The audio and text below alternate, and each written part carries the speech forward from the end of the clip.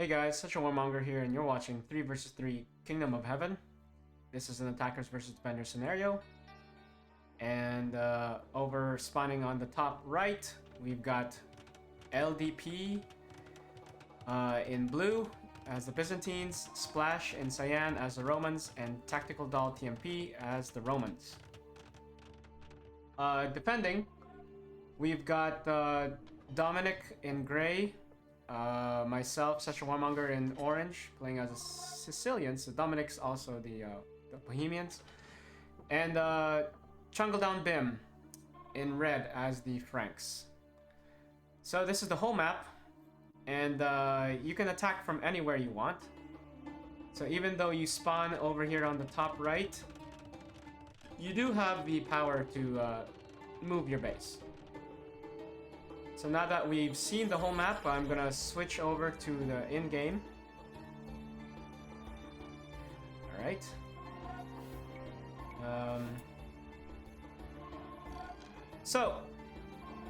The objective of the game for the attackers is to bring defender morale down to 0% within the allotted time. That's 45 real-world minutes. You can see this in the top right over here, where my cursor is. And the defenders have to try to last that long, or bring the attacker morale down to 0.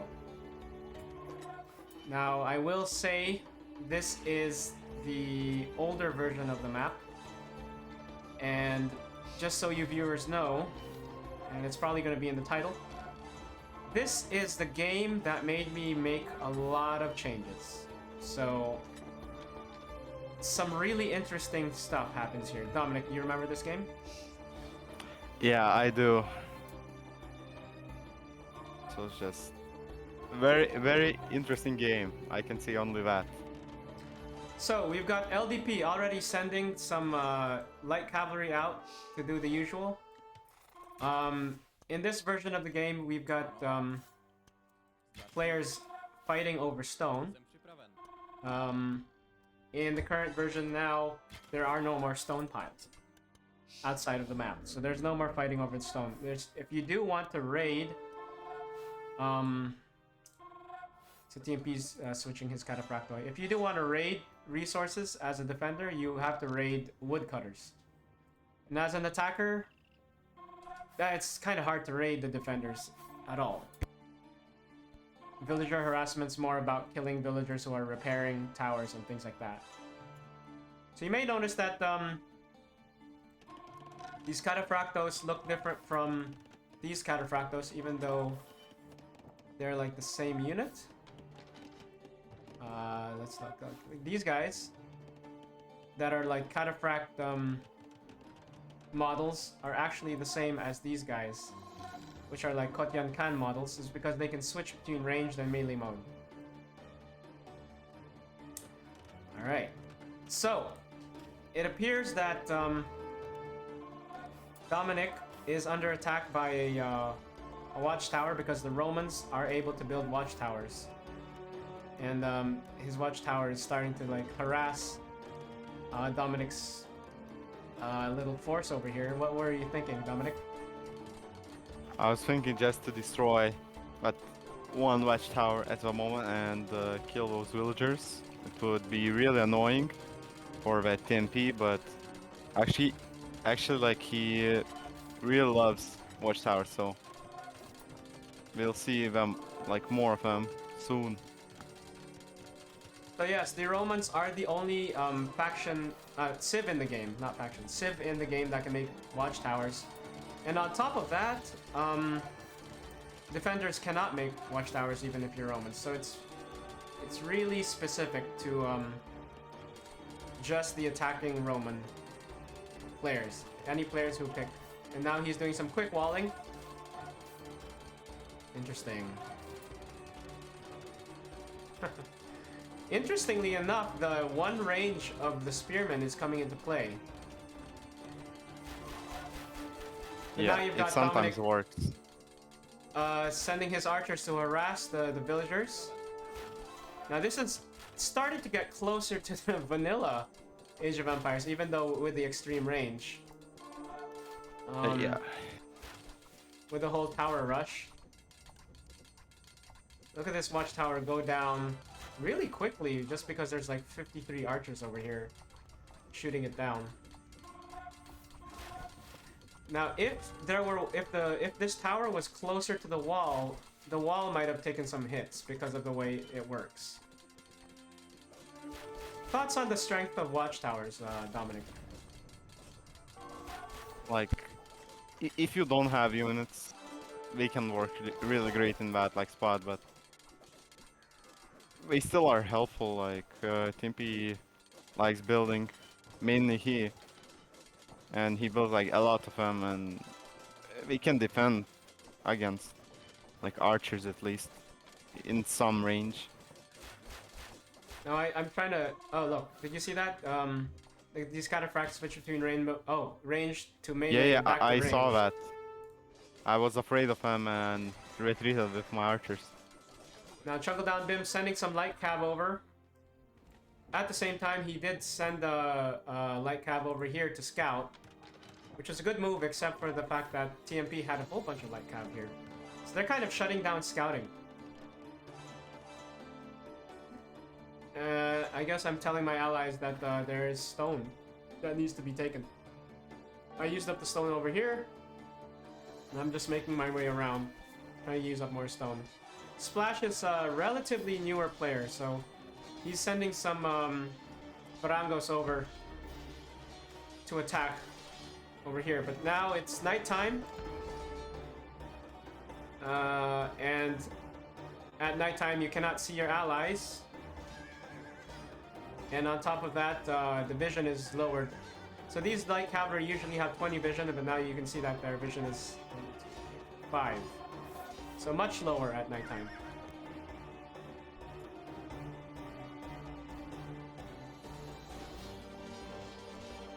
So I'm going out to raid as well, because I see that there's some expensive Barangos, but they do have a weakness against medium and heavy cavalry.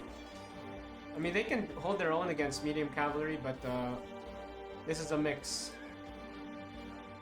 Actually, these are mostly medium cavalry. The special power of Norman Knights is that when they die, they are like conics, and they spawn into foot knights. In the newer version, these can also switch between axe mode and sword mode.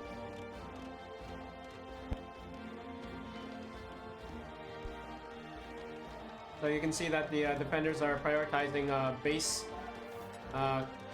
their camp defenses first, which is always good. Unless you're doing a special tactics, camp defense is always the best way to go in the beginning, so that you don't have to worry about harassment.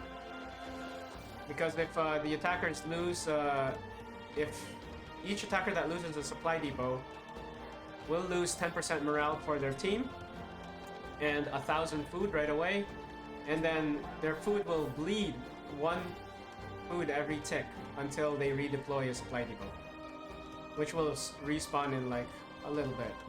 So it's a hassle losing your supply depot. It's really mostly the food and the morale that really affects it. Dominic catching some woodcutters over here. So you kind of successfully made them think twice about establishing themselves here, huh? Yeah. I tried to prevent them, but I think they still like got this place, at least that area in the end. Yeah.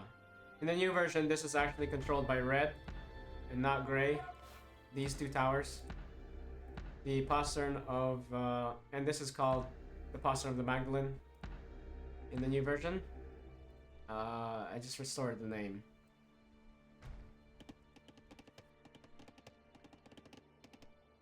So if you look at the population, interesting, LDP is at 65.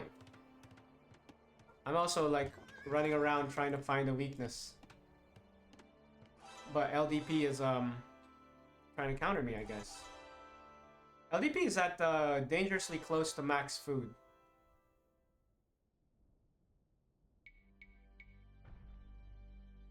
Chungledown Bim's at 200. You're at close to 200. I'm a little far away, but I think I'm like focusing on something else. I'm just running around the camp, trying to find a weakness, a weak point But here goes LDP. He's starting to build a levy tent, and let's watch his resources. You see, the LDP is hardly having any problems at all, making a whole bunch of levy tents, and he's also making them very quickly. This is a change I make in the current or more modern versions of this game. Is I made it more expensive. Now, Tactical Doll TMP is doing a very brilliant move, which is generals can see at night. So he's kind of moving his general towards the front, because these guys, without their general, they don't have as much vision range or line of sight. So he's using his archers to try to to attack ground over here, because you can attack ground. Every ranged unit can attack ground. Oh, Chungledown Bim is doing some good scouting. Very good. Like, this is what you need to do as a defender. You need to, like, basically be aware of what's going on. But Chungledown Bim is now about to be raided. Oh my god. I didn't even know this was happening. Oh, he's not even... Oh, he's just passing. He's just passing. No. Oh no, he's attacking. He's attacking. This is a big raid against villagers. I don't think a single one will survive, actually. Or maybe this one will survive. Now Dominik is sending some reinforcements over here, I guess. But TMP is using his general to see what's going on. He's got his archers still harassing over here, so they're kind of poking from this side, keeping us occupied, thinking this is the main line of attack. But they do already have a force over here. And Dominik is trying to fight back with his bills against a cursor. So these are the dangers of nighttime. Like, Chungledown Bim was doing a good job trying to like see what's going on, but at nighttime these usually 20 vision scouts only have 5, so they didn't really spot this at all. So now LDP, oh my gosh, he's got a side base. And that didn't damage I also his want wood. to say that LDP has a side base also on the other side of the map. Yeah, LDP is preparing to attack from multiple sides, it appears. And he has Tactical even Doll more stone. harassing Dominik's villagers, switching between ranged and melee mode. Wow, I didn't even realize that this is like an attack at dawn chaos plan, right? Oh my god, this is crazy. LDP is sending some battering rams which have a specialty against gates. But let's see where he's actually attacking. So this is Chungledown Bim's point of view. His towers with usually 20 vision also only have, in this version it's 5. But in the updated version it's 7. So at nighttime they do have 7 vision line of sight, and more of the scouts die to LDP's units over here. And so Chungledown Bim does not know. You see, this is a very wide wall. What you need to do as a defender is to put units right by the walls over here, especially at the parts that you cannot see. So you can see that he's not aware that there's like a secret battering ram attack happening right here. Now Chungledown Bim he did lose his scouts over here, so he's checking this area, and he finally sees that there is a base over here. And so he's sounding the alarm. But at the same time, he's got his general here checking. You can see that he's using his general to scout to see if there's any sneak attacks over here. This is a good move from Chungledown Bim. And he's trying to kill the villagers. This is what you want to do. You want to prioritize the villagers so they can't kill more. And it's about to be dawn. Dawn comes at 5 in the morning. So this is real life minutes. So nighttime is at 9 p.m. and dawn is at 5 a.m. 1 hour in the game is 1 minute in real life, and it's finally dawn. And finally, Chungledown Bim sees everything that's going on. All the allies have vision of each other. And we can see, okay. Looks like let's see how long it takes for them to notice that this wall is under attack. So we don't even notice it yet. Now Chungledown Bim is targeting the villagers, which is the right move. Very good job. He ain't no noob. He's a good player. Alright, all the villagers are down, so now maybe... But there's just too many barracks already. So in the new version, so in this current version, you can see... In this current version, each barracks is only 15 wood, so LDP has 1600 wood left. In the new version, barracks are much more expensive, at 150 wood. But to augment that, or at least, you know, as of this date of the YouTube video. But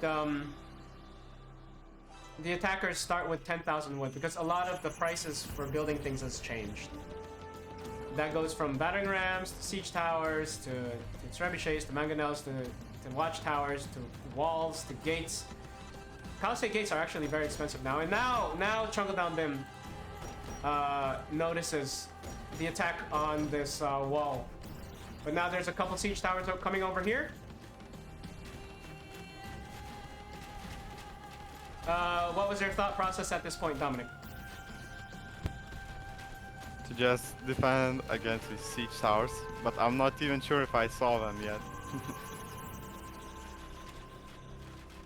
I'm desperately trying to repair this corner tower, but I didn't notice the siege towers myself. So now some very elite Varangos are popping out, killing the villagers immediately and killing them.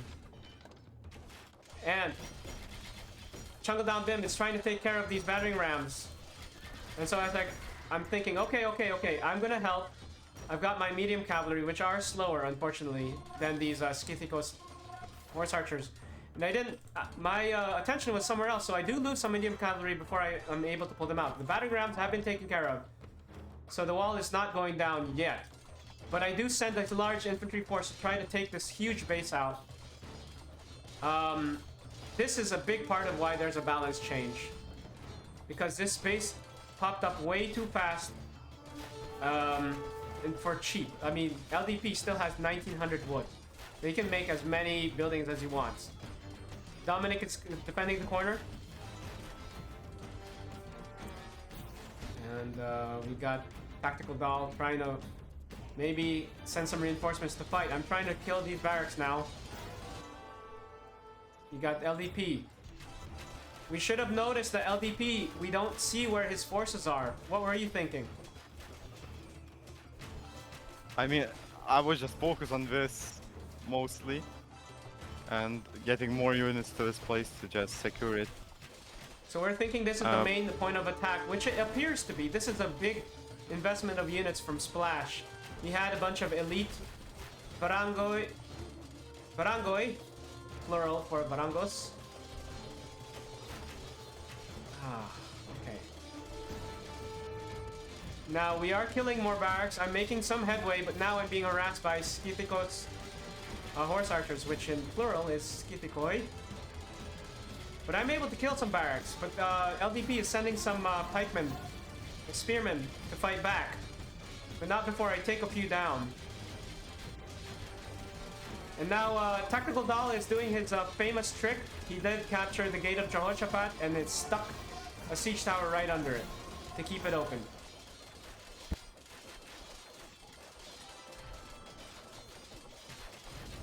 You know, I wonder if I can make a trigger somehow to where siege towers cannot pass through gates. Actually, that would make sense. Because we're like, just too tall. Yeah, let's look at that. It's clipping. Now I sent some medium cavalry to try to harass these archers because they do have minimum range, so they don't do well. But they are being protected by these spearmen.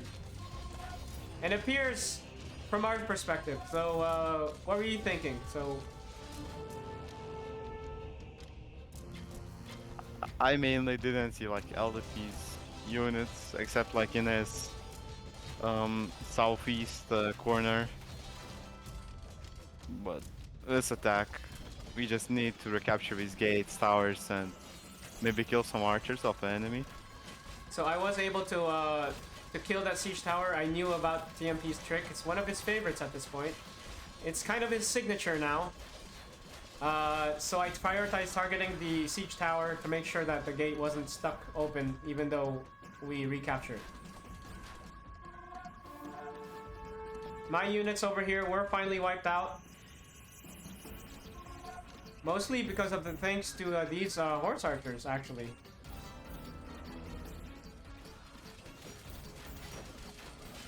But Dominik is able to recapture this this tower. And this gate is still open, the gate of Jehoshaphat. Chungledown Bim has found Tactical Doll TMP's extra base. And he is telling us, also with the mod of body staying, this is so cool. This is so cool. This siege tower's glitching out, I think.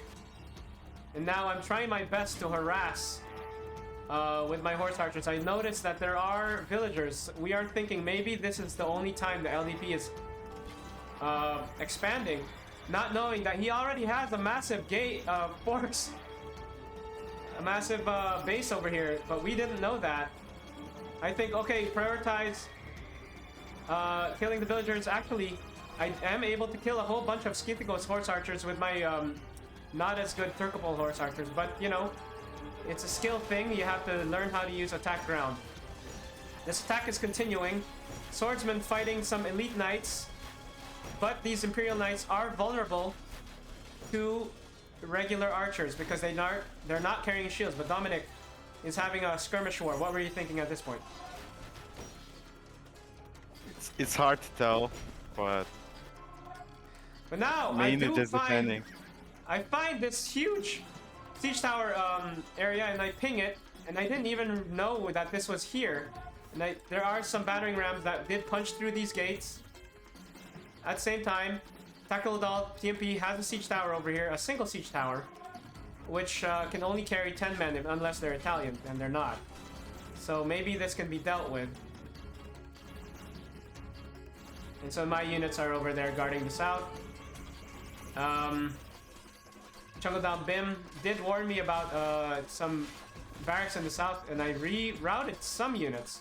I didn't realize that it would be such a big attack, though. And now there's stuff happening all over the place. Chungledown Bim is fighting back for the gate of Jehoshaphat, which is heavily damaged at this point. But Chungledown Bim is able to recapture it. Very good. So now we've secured mostly this area, but now they actually destroyed a portion of the wall up here in the north. At the same time, Tactical Doll TMP is still trying to flood units here, and my units left and targeted this because I don't think I realized that there was gonna be this many units. And my units keep coming in, and now we're kind of trading places, and now he might capture this tower, this gate. And I don't know. Oh, these battering rams worked on this. That was pretty quick, actually. 2 battering rams on the tower over there. Now there's such battles everywhere. Gate of Jehoshaphat kind of secure, but Splash is still pushing in the north. And LDP making a big push on the west towards Tancred's tower. Dominik trying his best to stem the flow, but there's like 1, 2, 3, 4 siege towers. Oh my god. Were your eyes over here? yeah, I was just like, I probably shouldn't send these men into death and like protect Sepulcher. And at the same time, Tactical Doll TMP was able to capture the Zion Gate in the south, and I'm trying to deal with it. I do send some cavalry over here with my horse archers back into the city, because the harassing their base is not an option at this point. It's really more about survival. We've got 21 minutes left. We're under attack from 3 sides. This seems to be secure, although they did capture this tower on the east. But this gate of Jehoshaphat is being taken down. It's dangerously close. Actually, they're attacking the Gate of Forgiveness. I think they assume that they're going to be able to take this down easily. Interesting. Actually, they're attacking both gates? LDP has taken control of Tancred's tower. And now he's pushing towards the postern of St. Ladre, this is called. And Tactical Doll TMP is pushing his men towards the Syrian exchange. There's just we're under attack everywhere. We're just we're under attack everywhere. What is TMP actually targeting? He's using attack ground, I think. What is he targeting? I don't know. LDP was able to capture the postern of St. Ladre, and now he's headed towards the Damascus Gate. And if he does capture this, all of this will be able to come in. And look at our defender morale is down to 64%. Oh my god. I was able to repair these walls, but that's not even the problem anymore. Because the enemy is inside. I am able to fight over here on the Syrian exchange. Oh my god. Even from a perspective where I can see everything, this is crazy. What were you saying? Yeah. What about David? Like, I didn't see how... oh my god! Oh my... So, you let them! My unit, I let them in because of my rally point. This is crazy. Oh. So my units were rallied to go outside of the Tower of David, and LDP's spearmen just waltzed right in and captured it. That one villager doomed. Just captured it, just like that. And just like that, the defenders have like a major point that is very, very hard to take back under their control just because of rally points. And I didn't even notice this group of spearmen was walking inside, and the defenders are on the back foot, 39%, still 18 minutes left.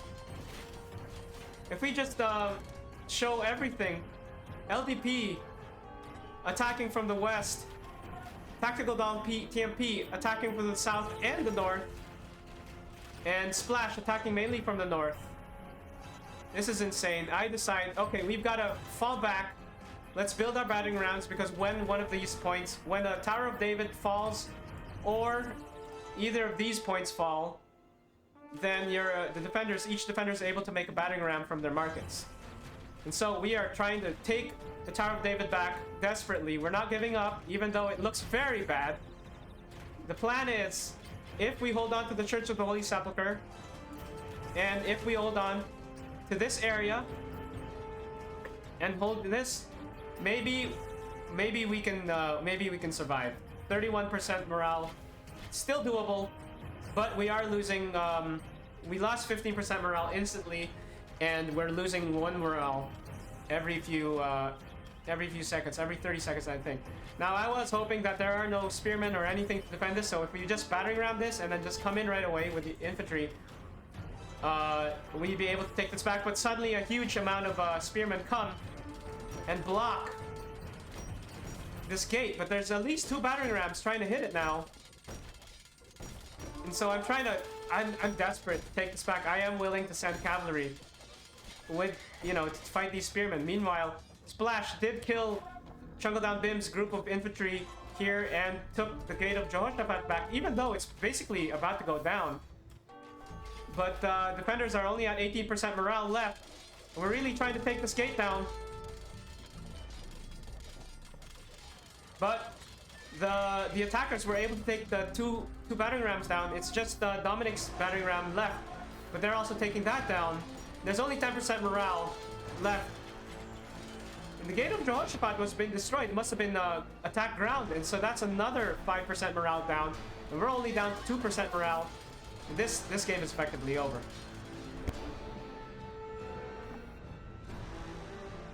Oh, intense. Okay, so this is the game that made me change a lot of things. Mainly the prices of attacker buildings and siege equipment. It also made me remove the stone, because honestly, players have a hard time knowing where the stone is. Would you say that's true? It depends. Like these players knew the stone location, but newer players, like, they have a difficult time. Yeah. Now the way it is as of this date is attackers start with 400 stone instead of 600 stone. And instead of having to mine stone outside, they just get an injection of 500 stone every afternoon. So that's plus 2 more stone injections. So ultimately each attacker has 1400 stone by the end of the game, but it comes in waves, so that the defenders have a chance to maybe harass the trebuchets or mangonels, or not deal with them. And the stone piles were the defenders can't like deny stone of the attackers. I also made these levy tents. Used to take only about I think 20 in-game ticks to construct, so if you have like more than one villager building done, they come up very quickly. This was increased about 37 in-game ticks. Also, the attackers used to start with only 5 villagers, now they start with 9 villagers. Yeah, this is a intense game. And attackers used to start with 5 light cavalry, and now they only start with 1 light cavalry. The attackers used to start with 10 heavy cavalry, and now they start with 18 heavy cavalry. So actually, if you combine all of your heavy cavalry plus the 1 general plus the 1 light cavalry, that's 20. So it's a nice even number. But yeah, this is the game that made me change a lot of things. Like, just a lot of things. Let's look at the stats. Wow, Dominik. Yeah, like I remember when looking at this, it was so weird because our kill to death ratio wasn't that horrible, actually. It was actually good. Yeah, it's actually, like, you see, better for all of us. So points, or Yeah. just destroyed gates, just anything. So hopefully with the new changes, wow, there was just chaos everywhere. I'm sure I missed like things that were happening everywhere. But this was a crazy game. Yeah. I mean, my mistake was letting TMP in and then not taking this as seriously. I should have basically I should have taken the south completely, like defended it completely, and then maybe Chungledown Bim would just take this area completely, and then like you take this area completely, and then maybe we could have had a chance. Also, the rally points were were dangerous. Maybe they'd be over here. But it's crazy. I don't know what to say. It's hard to move units around the city once they were in at so many different points. I even thought this was a big threat, and I repaired it. So yeah, hopefully with the higher wood price and the longer time to build levy and skirmish tents, that wiping out proxy base would or like a side base would be easier, and putting them up, you know, it's a bigger loss for the attackers, and then putting them up would be harder. Like this would be much harder to do. Like you basically have to sacrifice walls if you want like tents everywhere. This is a crazy base. Just look, this is not gonna be possible, right? I hope. in the new version, like 15 wood is like. In the new version, these barracks they're way more expensive. Yeah. This is the game that changed the game. Oh, wow. Alright, I hope you had fun watching that. See you in the next one.